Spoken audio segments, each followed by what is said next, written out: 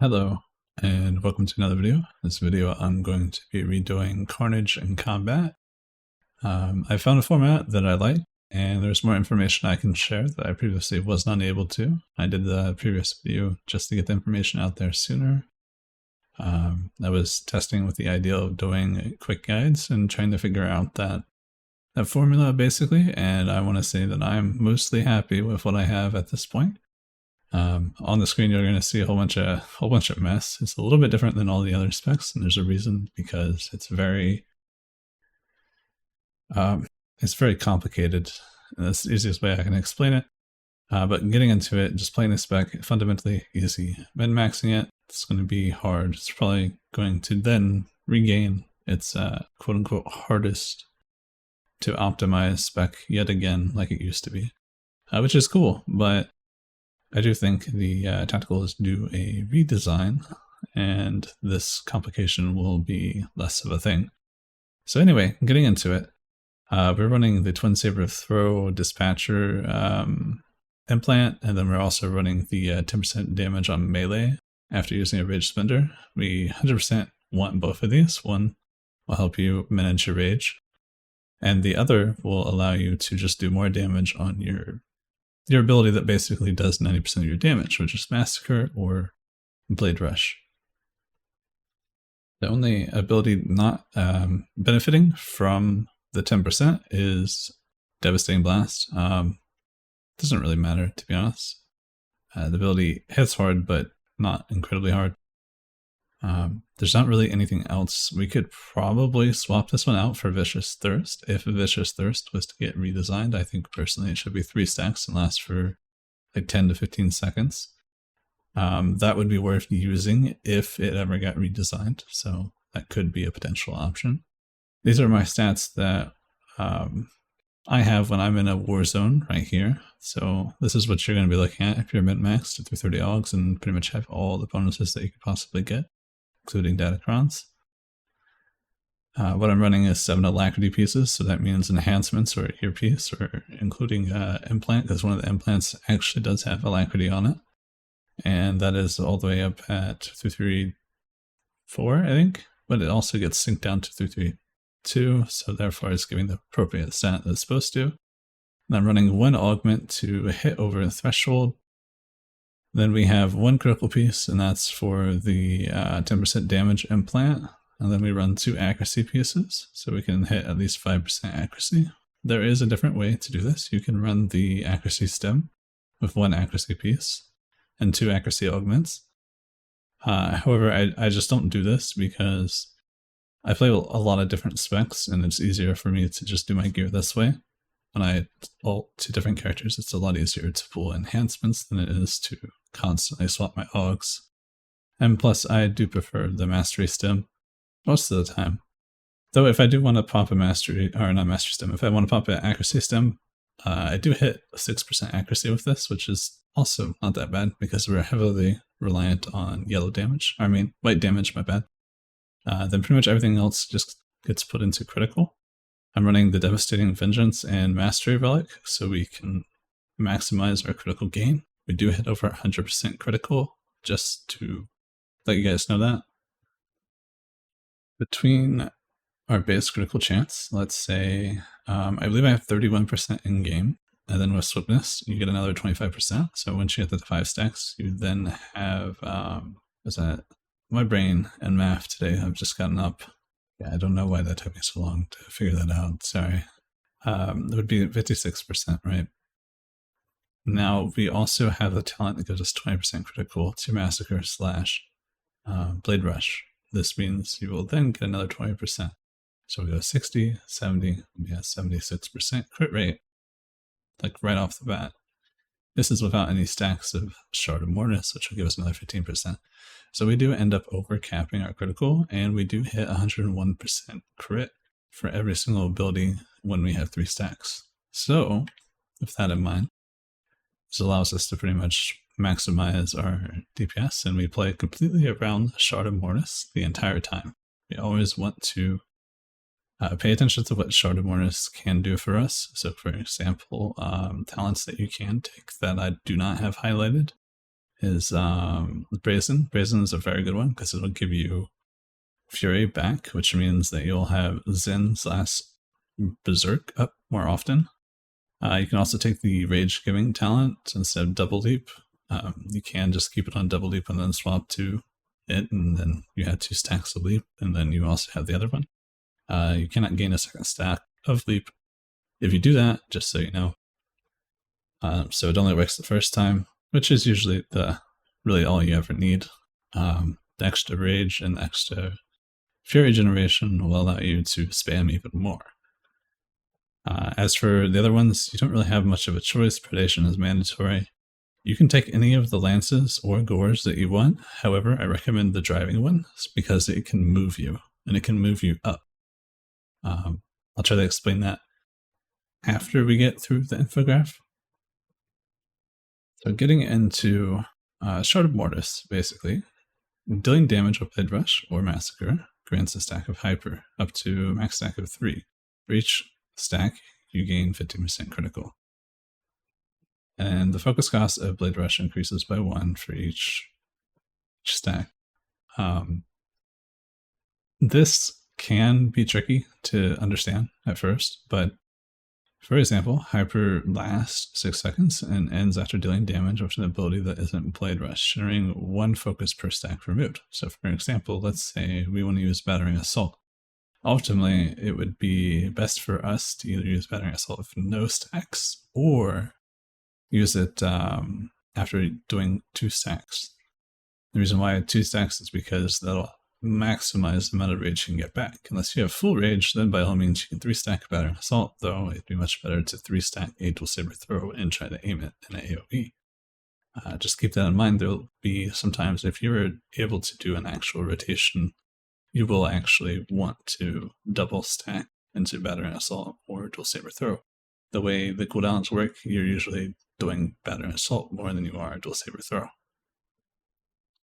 Now, to get into the main opener, this looks like a lot instantly. So what you want to do is Berserk. So you want to get your 30 stacks, and you want to Berserk / Zen into Twin Saber Throw, which is Dual Saber Throw.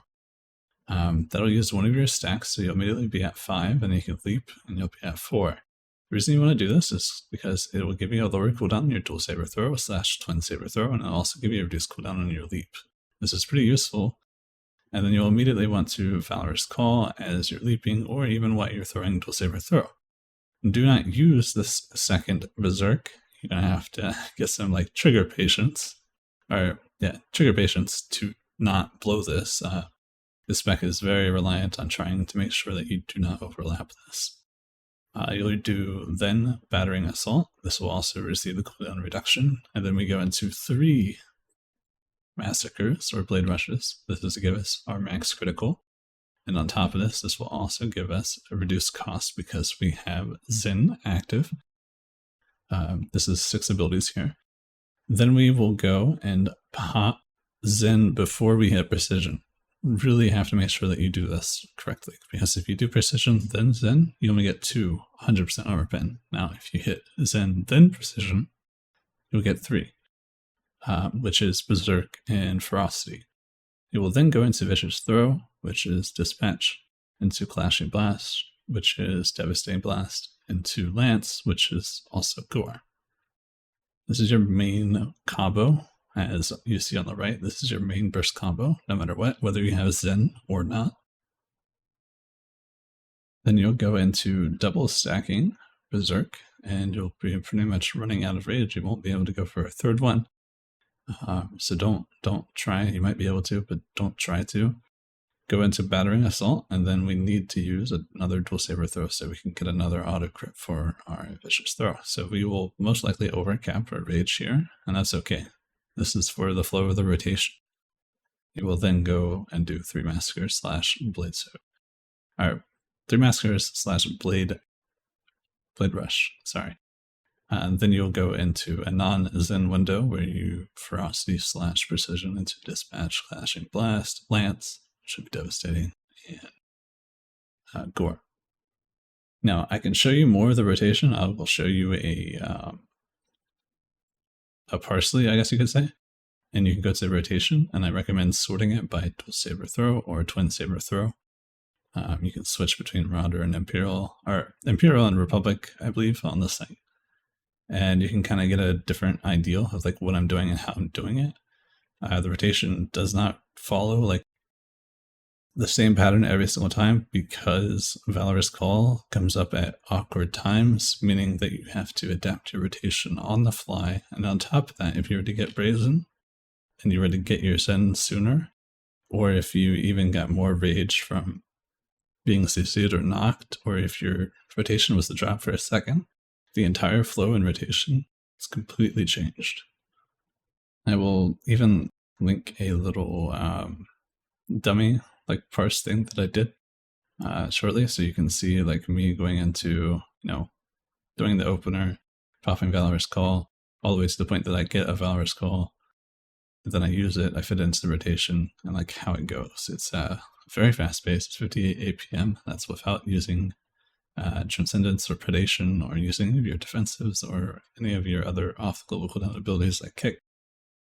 So it's a very high demand, and uptime is the bane of your existence, because if you let your hyperstacks fall off, you're not really doing that much damage. Same with swiftness, so you have to keep a swiftness and hyperstacks up to actually do damage.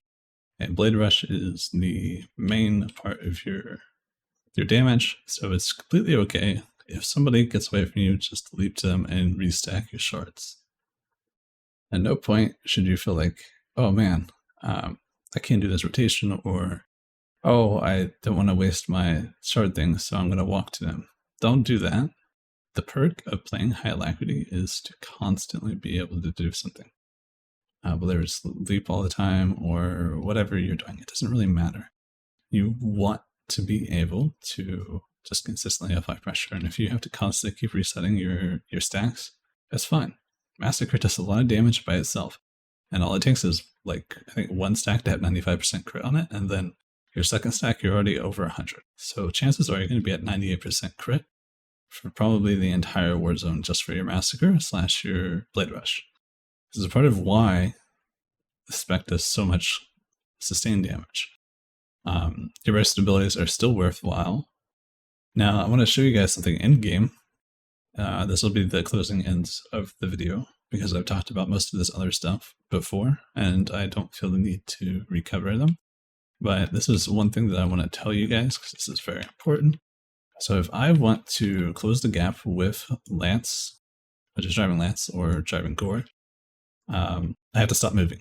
So if I do that, it'll move. But if I was to do that while I was moving, I would not be moved, if that makes sense. So let me get a little bit more rage. Don't have to worry about the DK. So if I'm moving, it gets used from ranged. Lance is normally a 4 meter ability. With this talent, it's 10 meter. So it's pretty good, and it allows you to have a full range burst window, which is a lot different than what we had before. So for example, here, I don't have to be close to the target to do burst. I can be semi-close. This is kind of like how Fury plays. You're not completely on top of the target. However, if you want to use Blade Rush, you need to be on top of the target. Now, one thing that I would love to try that I've never really bothered to try is to take the slow Snaring Slash. This is probably incredibly busted with what I'm doing. The only problem is that I find Transcendence just to be too good. Though, if anybody's tried that, feel free to let me know. It sounds a lot of fun. I think you guys could probably like it if you get bored. But for the most part, spec is not crazy, and it's pretty fun. Oh yeah, and if you jump, it will move you. And forget about that. But yeah, other than that, that's pretty much everything. If you guys have any questions, feel free to ask. I'll be more than happy to help. I'll link the infograph, and then I'll also link the parsley and then the unlisted video where I go at this dummy for a little bit, and you can kind of see how fast-paced it is, and how much it matters about optimizing your Valorous Call constantly. That is a tricky part, and being able to fit it into your rotation while also managing to keep up time. But other than that, hope you guys got something from this. I will catch you guys later.